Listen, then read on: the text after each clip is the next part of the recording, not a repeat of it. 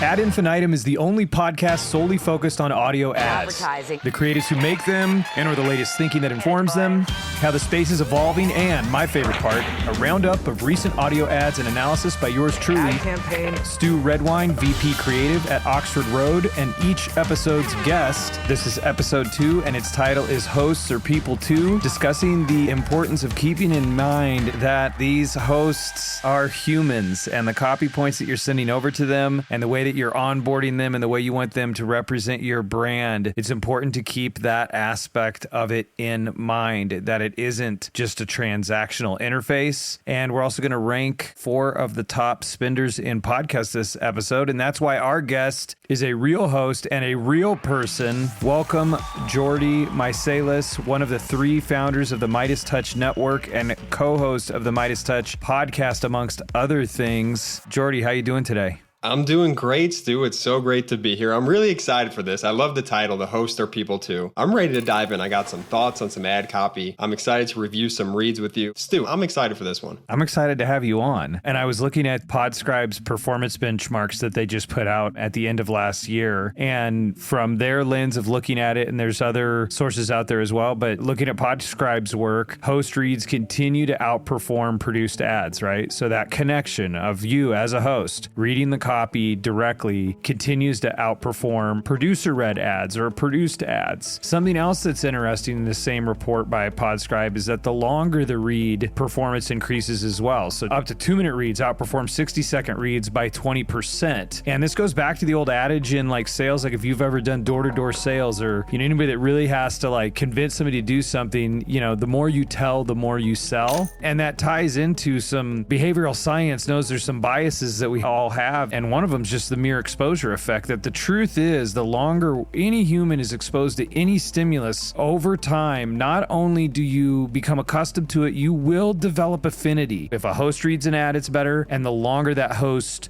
talks to me, it's better. And those are the things that we continue to see at play in the podcast space as a lean in medium. Does that all check out with you and your experience? I hear you on that, Stu. And I like that phrase that you use. The more you tell, the more you sell. But I'm going to add on to that. I say, the more you tell, the more you sell, as long as you are selling. If you begin to start rambling and get off message of what you're trying to pitch or what you're trying to sell and what you're trying to ultimately convert for the brand, I could see it having actually a negative downturn and consequence to the brand if you start to veer way too off topic from what the brand messaging truly is. As long as you can encapsulate it, if you could tie a bow around whatever you're trying to say, just as long as you're not continuing to ramble, because all of a sudden you might lose some of the audience that you're trying to convert for whichever brand or whichever sell you're trying to make. And I hear you on that, and I tend to agree that the more you tell, the more you sell. But me, as a podcast host and the co-founder of a network, what I love is when these brands come to me and they get very specific with like the bullet points of what they want me to sell, right? The worst thing a brand can do in my book, and we can get into this, is send me a PDF and be like, here, learn for yourself. I like to approach this as a very, mutual agreement, like a good, true partnership, if you will, where it's like, hey, I'm here to help you. You guys are helping the network by coming on. Let's all help each other. Let's all win. Let's all work together. And how best can we do that? Well, how do you want me to market whatever product we're selling here today? And as long as we can get clear on that and work together towards a common goal, I think that benefits the product. It sounds like what you're looking for in the onboarding is more of a conversation than a transaction. Yeah, I think that's true. Ultimately, what I love is when we do get to sit down with brands, even if it's just for 5 minutes, just to cover some top line, like, hey, can I go here? Can I? No. Okay. I want to know my boundaries, right? So then I can work within them. And then I know my audience better than anybody. So I know what they're going to be responsive to. And as long as I can understand where the brand wants me to go with that message, I can find a perfect world to sort of marry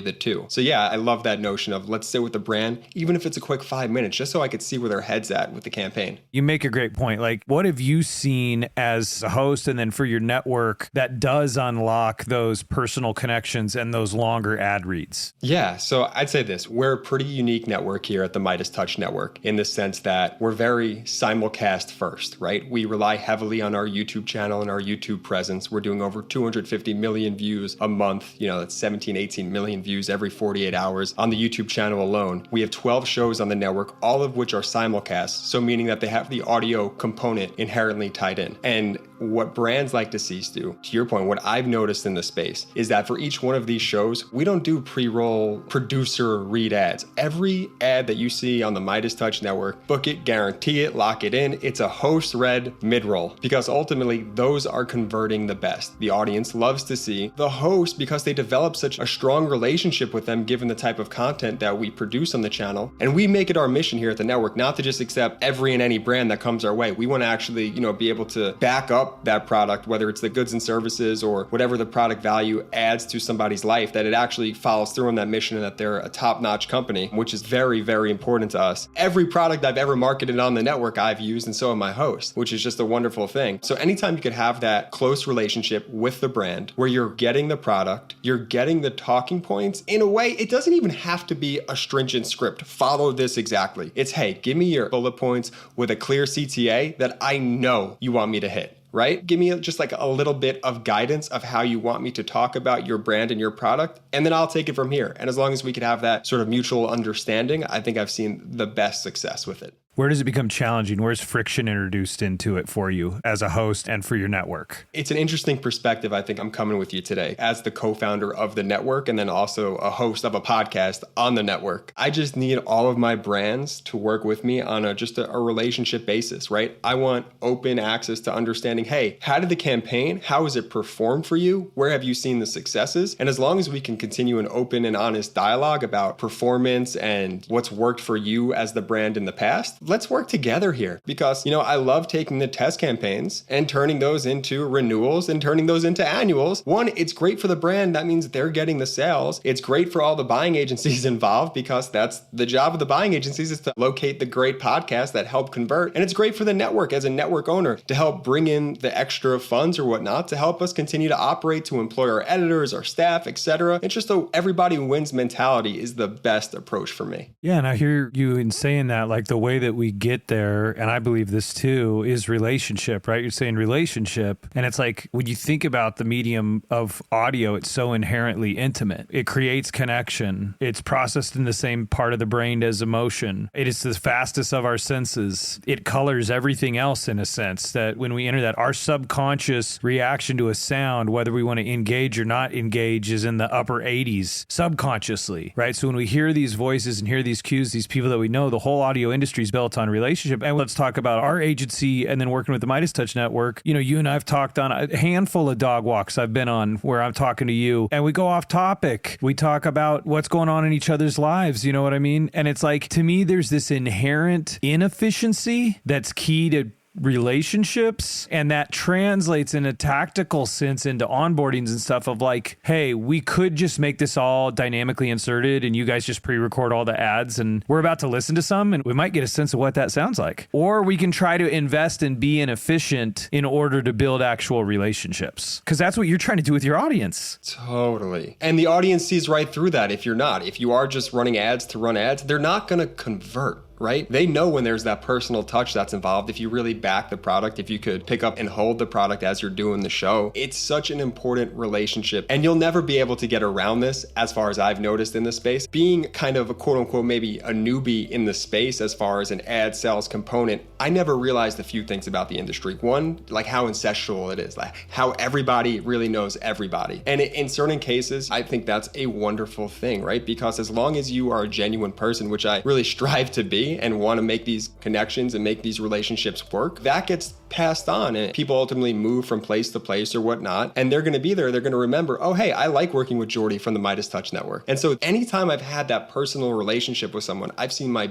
best campaigns perform, right? The other thing that's a very funny thing about the space that we'll just never be able to get around, and that's fine, I get it, is like the Excel sheet forward format of like, hey, we have to fill out this Excel sheet in order to understand your CPM or your X, Y, and Z. And so when you take the human element out and you're only reviewing an Excel sheet, I think that's a dangerous place to play, because if you're reviewing the Excel sheets that I fill out, you might be like, hey, Jordy, your rates are pretty high, man. Or hey, these CPMs are way too high. I can't do that. We're not going to do a deal with you. you. Whereas Stu, you could call me anytime. Hey, can we lower this to an XYZ CPM? Absolutely, Stu, whatever you need, man. Let's just make the deal happen. Let's make sure everyone's happy. Let's have everybody eat. And so those are the things that I've noticed, sort of industry and macro wide that have been fun as, again, that quote unquote newbie into the world. And what I love about it, Stu, is what you said. That personal touch, you cannot overstate that. That will ultimately always shine through for the brands and then ultimately lead to the conversions that I think the brands and the buying groups and the networks are hopefully all looking for. No question. That's what I believe. And it's got to be real. And it takes time to develop that, I think, as well. But being able to bring that into any interaction in business, it's like Michael Scott said it best, business is always personal. But the conversation, sometimes I feel like if it's in that Excel sheet forward culture of just efficiency and only communicating in writing, stuff can get shut down a lot quicker, as opposed to, hey, let's talk through this a little bit. Like, what if we were to do it this way? Or what if we were to do it that way? I feel like problem solving, to me, seems to get unlocked in conversation as well. Could not agree more, Stu. And, it's this whole texting culture that we live in, or email culture. You've got mail. You lose all sense of emotion and tone with an email or with a text. I don't know how much wiggle room I have to, how stern are you being in this instance? Or is there room to sort of, negotiate and try and figure something out? So I just have to take everything at face value, unless we're on the phone, and then I could actually connect with you and really speak and hear you out and pick your brain and thoughts. I think problem solving is all about talking things out. And texting and Excel sheets and emails, they serve their purposes, don't get me wrong. But for emotional conversations where you're trying to really just work together, I think there's only so far those can go before you could just pick up the phone and talk to somebody. And then all of a sudden you understand and you're not interpreting like I'm sending a negative tone in this email or Jordy's being a jerk in this one. Like, what the heck? The Midas Touch Network sucks. No. We're here. I want to work with you. Let's figure it out. And,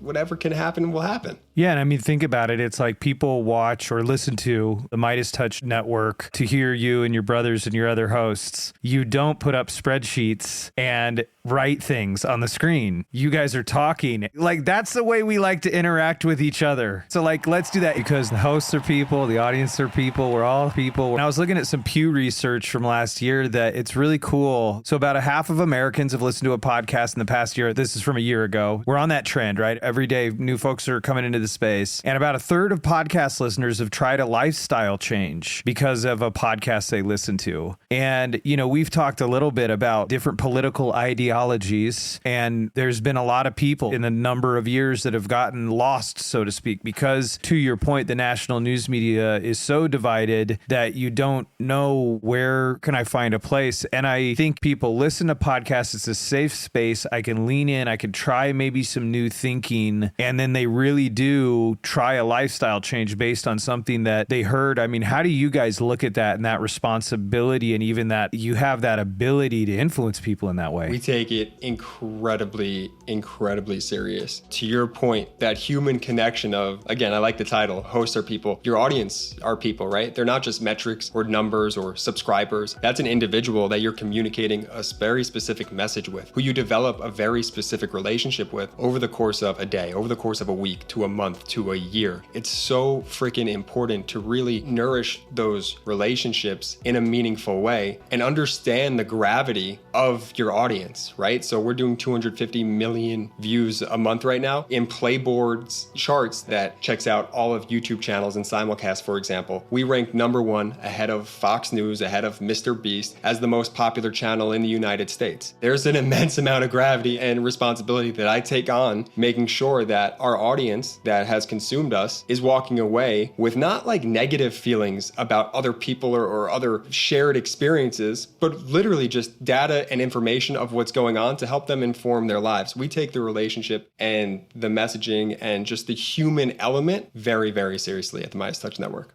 And that really comes through how much you guys honor your audience and the responsibility as you continue to grow. And so congrats with that, and congrats for having that mindset. Appreciate it, Stu.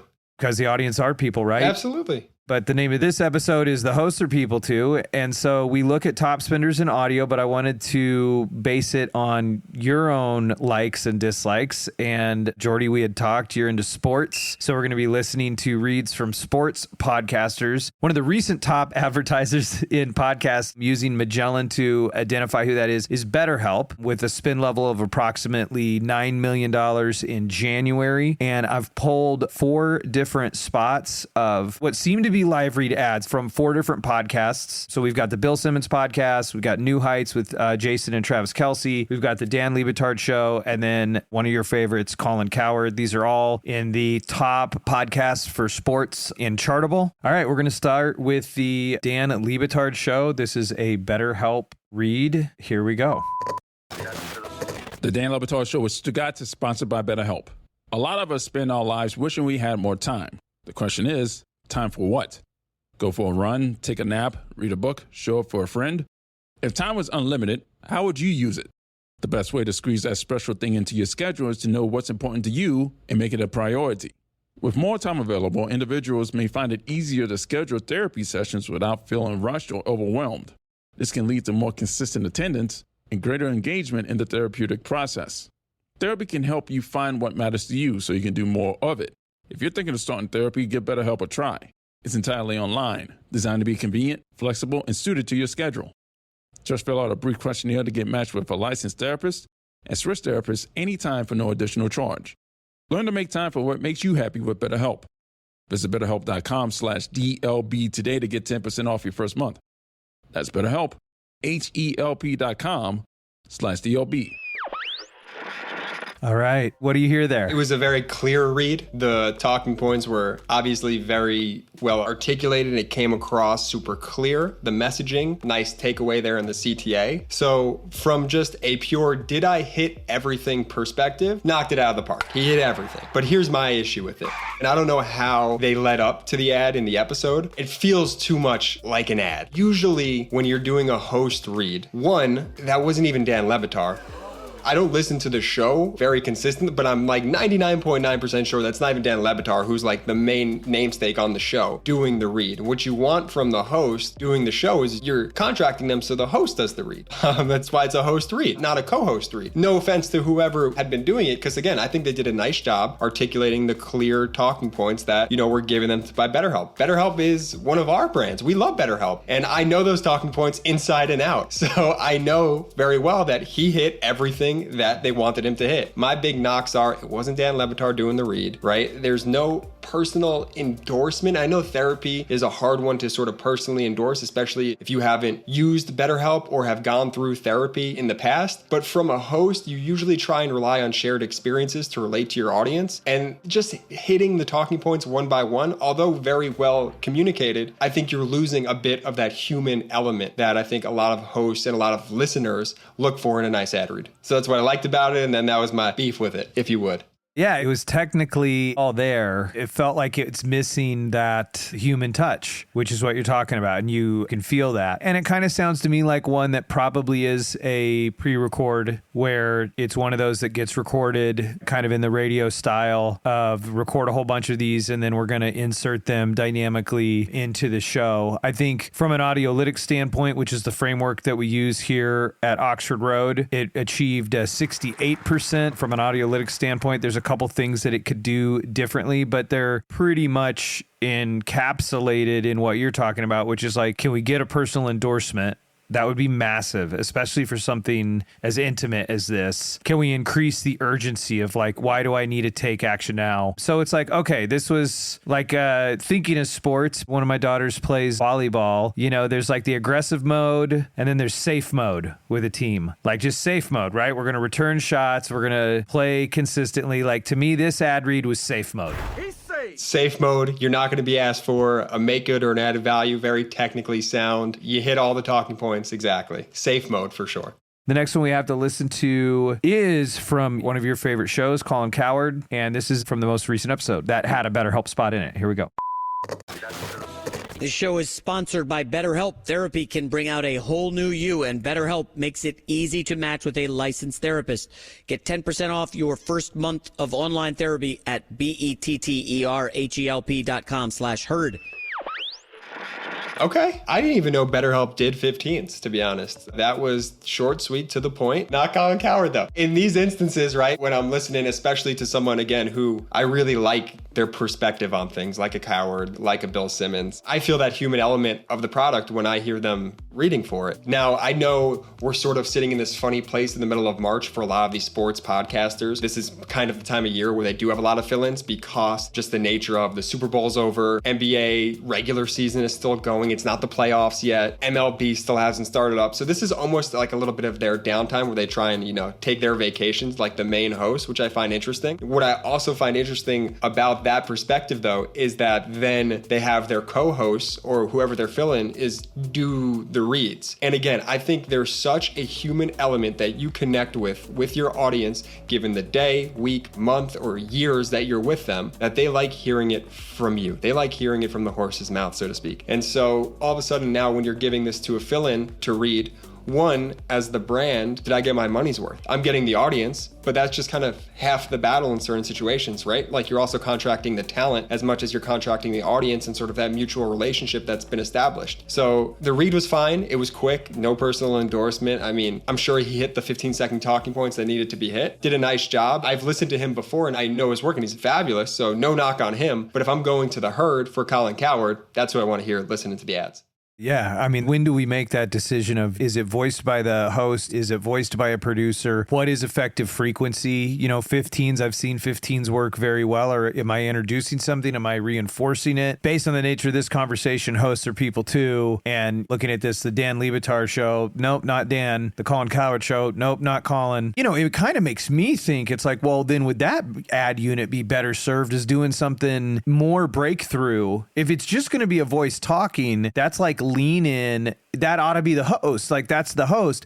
If it's not going to be the host, is there a different approach you could take to that exact same amount of time? But okay, just those two now, if we're going to stack one up against the other, which would you put above the other? The first one.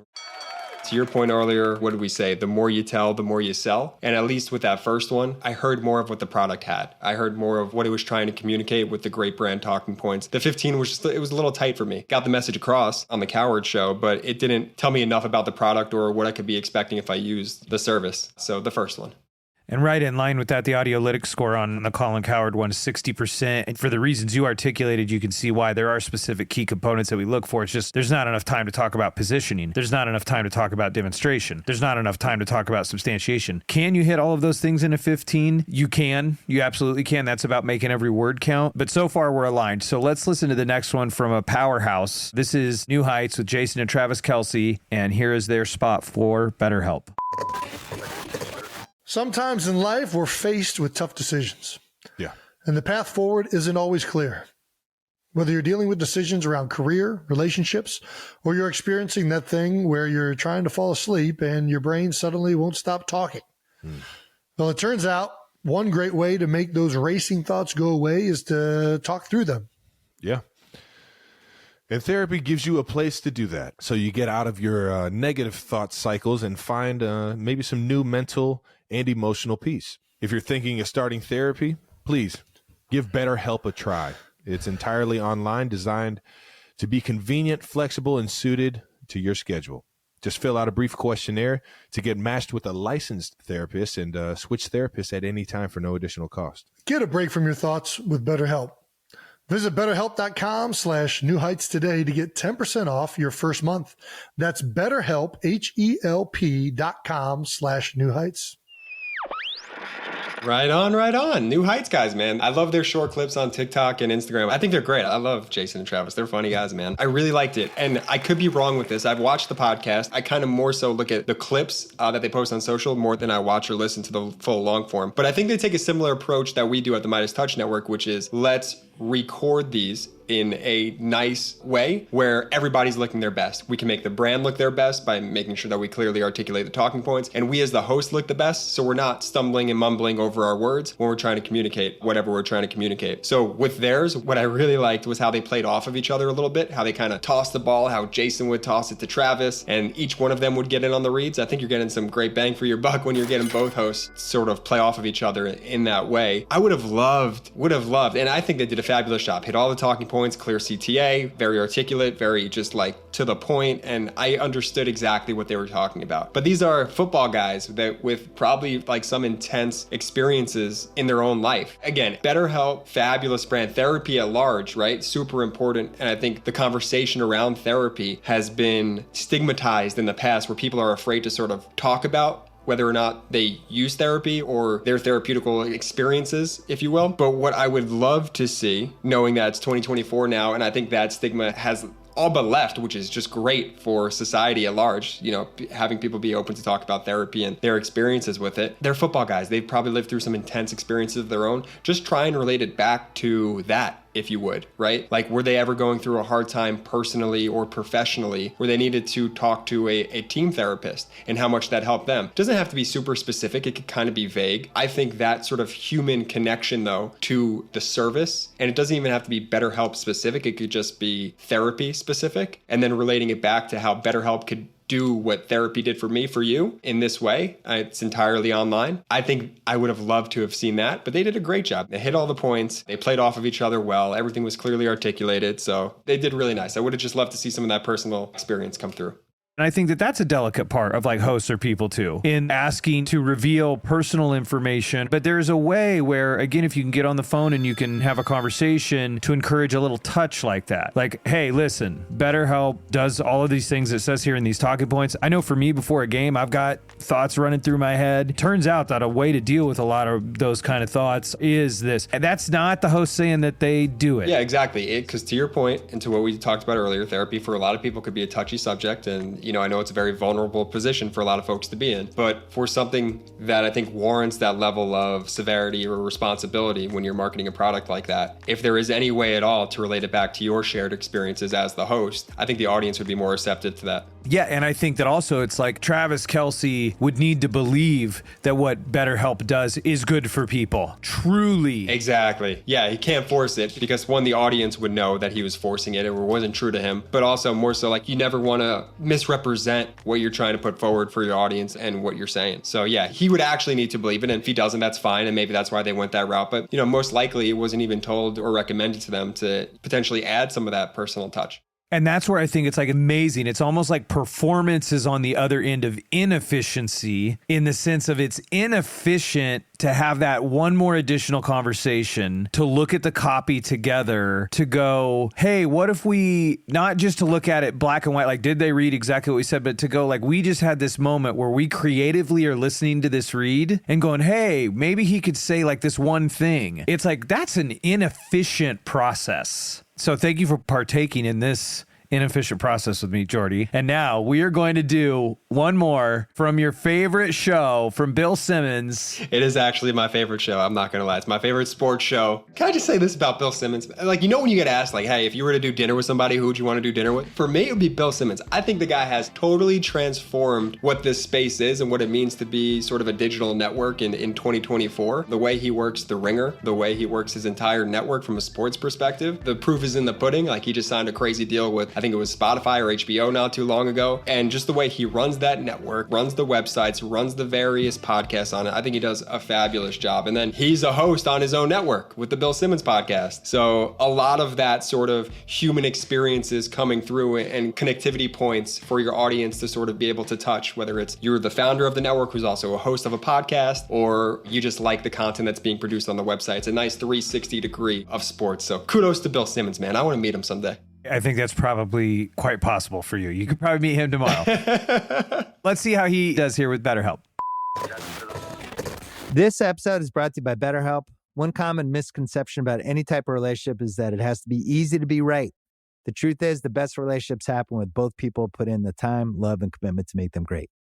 That might look like scheduling regular calls to keep up with a long-distance friend, improving communication with a partner, adapting to a colleague's working style, or reconciling a difference in values with a parent. I think the best relationship I've had is probably with my daughter, because especially from a sports standpoint, being the overbearing sports parent and then learning how to just be a parent, just to be there when they need you and to be somebody's friend. Working on the relationships, whatever you have, they aren't easy. Sometimes you need a little support to navigate the most difficult and challenging parts, and that's where therapy can help. If you're thinking of starting therapy, give BetterHelp a try.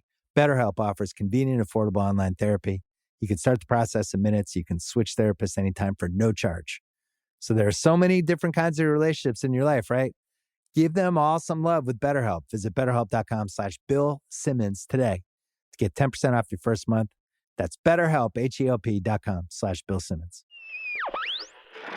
How do you show up? Okay, bias aside, because now we all know how I feel about the guy. That's an A+ read right there. That's an A++ read. He talks about his experience as a parent, potentially being an overbearing sports parent. I think it's funny in the sense that he's able to relate it in the sense of what the content of his podcast is about, which is sports. He's doing the read as the host. I think, again, he takes an approach that we take, which is let me not do this live while I'm so caught up in the emotion of the topics that I'm talking about in the podcast, but let me take this a breather and let me get my talking points and how I want to communicate this message. Like, let me film this separately and then I'll bake it in as a mid-roll. So these aren't like dynamically inserted ads in the sense that they're just kind of like random people speaking, right? You're kind of getting the best of both worlds in this instance where he's going away from the content for a hot second to hit break. And now he's going to communicate this wonderful story that he's able to sort of message, which with whatever product he's sort of putting forth, whether it be BetterHelp for him, or I know he's a big SimpliSafe guy too, that he does a lot of nice reads for as well. I try and take a lot of actually my cues of how I do the reads on the Midas Touch Network from Bill, because he really does do a nice job of adding that personal element, relating it back to the audience in some way, and making sure again though that you're doing the brand right, that you're hitting all the talking points, clear CTA. Everybody in this relationship is going to mutually benefit. And so A++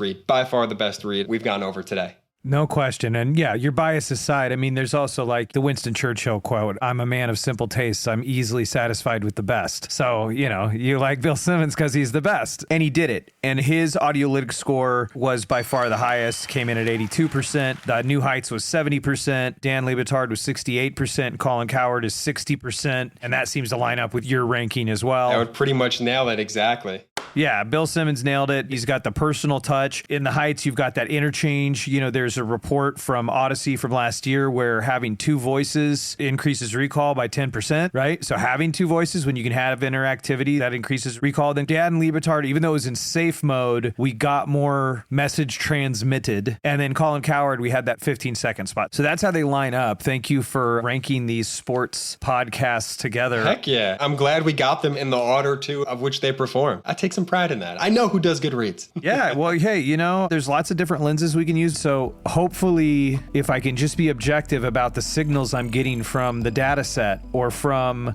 the phenomena that I'm watching, then someone else, even if they're using a different system, but they're just relying on what is before them, we're actually going to land at the same spot. And that's what I see with Ad Infinitum time and time again, and having advertising professionals and having hosts on, is that even though we might list the parts with different names, in general, we end up being able to recognize the same things. And so specifically for this host or people too, for our chief audio officers, you know, here we are with a host as our guest listening to these, and we've heard 4 different ads. Not a single one of them though had a true personal endorsement. Now I will caveat that with, this is a more challenging product, but not a single one of these had I use this and you should too. I think Bill Simmons got the closest. How do you navigate that? I want to end this for the chief audio officers. As a host, when you can't wear the product and say, I've worn this, it's really comfortable, I like it. When you can't do that, how do you get as close to a personal endorsement as you can of I use this and you should too? Here's the thing. Every product on the network, myself or my brothers, has touched or felt or actually used. We make it our mission to make sure that we are doing that we're subscribing to the service, that we know how the ins and outs of it work. And I think that is actually the step that a lot of hosts and networks need to take when it's allotted to them, is that personal experience and endorsement is so freaking important that you as the podcast, me as a podcast host and co-founder of the Midas Touch Network, I need to take this relationship as seriously as this brand is investing in my podcast, because that's how everybody wins. I need to be able to be almost a customer representative for the product that we're putting forward, to really understand that, one, I believe in what the heck it is that I'm putting forward, and two, that the product actually will resonate with my audience with some, you know, human element or connection. So I'm not just selling them a false bag of goods, that I could actually plant my flag and say, I've used this, I've done this, and here's how. So we make it a priority to make sure that we are going that extra mile for our sponsors, that we are subscribing to the services, that we are using the products. We're watching tutorials any way we can. And that's why I rely so heavily on the brands to meet me back, that halfway mark with that mutual relationship and give me the clear 8 to 15 bullets of what you definitely want communicated during the reads. So then I can interface and interact with the product, and I know exactly how you want me to market it. And then I'll marry up everything and be able to relate and talk to it so my audience understands it and feels good about it. And that comes through. Again, I mean, you guys are top of your game. And so hearing that approach is, for the chief audio officer, it's like, look for this kind of approach from your hosts and from the programs that you're doing business with. And then if you don't see these sort of exceptional behaviors, request them. And also know that not everybody's going to be going the extra mile like you do, Jordy, at the Midas Touch Network. It calls back to me that, Aristotle 2,000 plus years ago goes, how do I persuade people? Let me see. And he said pathos, ethos, and logos, right? And where we've landed, like post-Renaissance, like where we're at is like, most things get broken down to in a message of emotion versus reason, right? So like my pathos versus my logos. It's incredible to me that the third leg of persuasion that had equal footing with emotion and reason, which even in itself is kind of like, I'm not totally on board with looking at it that way, nevertheless, is ethos. Ethos, why should I believe you? Because I have a relationship with you, and your audience has a relationship with you as a host, right? And then why should you believe it? Because you have a relationship with a brand. And so it's like, that's the inefficiency of ethos, is that it takes time to get a person on board to trust, to believe, to send a host a video to go, hey, I get it. This is a cloud-based ERP system for businesses. Okay, not going to be something you guys necessarily need, or if you did, that's a pretty long process to make a switch to a system like that. Can we get them on the phone with a customer service person? Can we give them a tour of the plant so that you believe it and have that ethos, and then you can transfer that ethos to your audience? Exactly. And I think as long as everyone can sort of be met halfway in these relationships, everybody's going to eat. That mentality is going to shine through, in the sense that the brand will go back to the buying group to re-up with the podcast or the network, and everyone's going to be happy and everyone's going to win. And most of all, the audience is going to win, because 1, they're not getting boring reads. 2, they're getting great products at great, fabulous discounts. And 3, they're just going to have a more enjoyable user experience with whichever show that they're watching, that they don't have to skip through the ads every time because it feels like they're just reading down a page. So again, I think as long as everyone could just be held to the highest standard that they'll set for themselves, that they wish that the other people would set for themselves, that they hold themselves to that standard, everyone's going to win. It's going to be a highly productive environment for everybody. Yeah, to pull everybody up to that level, or if you don't qualify and don't want to play at that level, that's okay. There's no judgment. It's a line in the sand of going, where do you stand? And like you said, it's like the Howard Gossage quote on advertising, that we're not taking out a hunting license. When anybody gets an ad on your show, we're not taking out a hunting license. We're performing on a stage, so we might as well make it enjoyable for these people. And you guys do that masterfully in your reads, which I'm sure will probably pop up on other episodes of Ad Infinitum for other people to critique. But thank you, Jordan, for joining Ad Infinitum. Thank you, Stu. I love it. And I'm open, by the way, future Ad Infinitum hosts or co-hosts or, guests, feel free to tear into the ads. That's how we learn. That's how everybody gets better. I love the experience today, Stu. Thank you so much for having me on, man. This podcast is phenomenal. I think it's actually wonderful for the industry to be able to have these open dialogues and conversations about reads and where people can improve, because honestly, it's a reflective moment for myself, where do I see myself in this podcast, this podcast, this podcast, or this podcast that I'm ranking here, and I want to be towards the top. Well, who am I more closely aligned with, or where's the standard that I'm setting for myself in my shows? So it was a wonderful experience. I love the show, man. Thank you so much for having us, and super excited. Thank you. And that's the right attitude. That's an awesome point of view to bring to ranking them, is which one of these am I? And that is exactly the right attitude. If we can be a lens for CAOs to help test and scale an audio better, then we have done our job here on Ad Infinitum. So thanks again, Jordy. And if you've got aspects of audio advertising you'd like us to discuss, or suggestions for a guest for the show, or want to be a guest, please email creative@oxfordroad.com. And until our next show, remember to have fun making the ads work.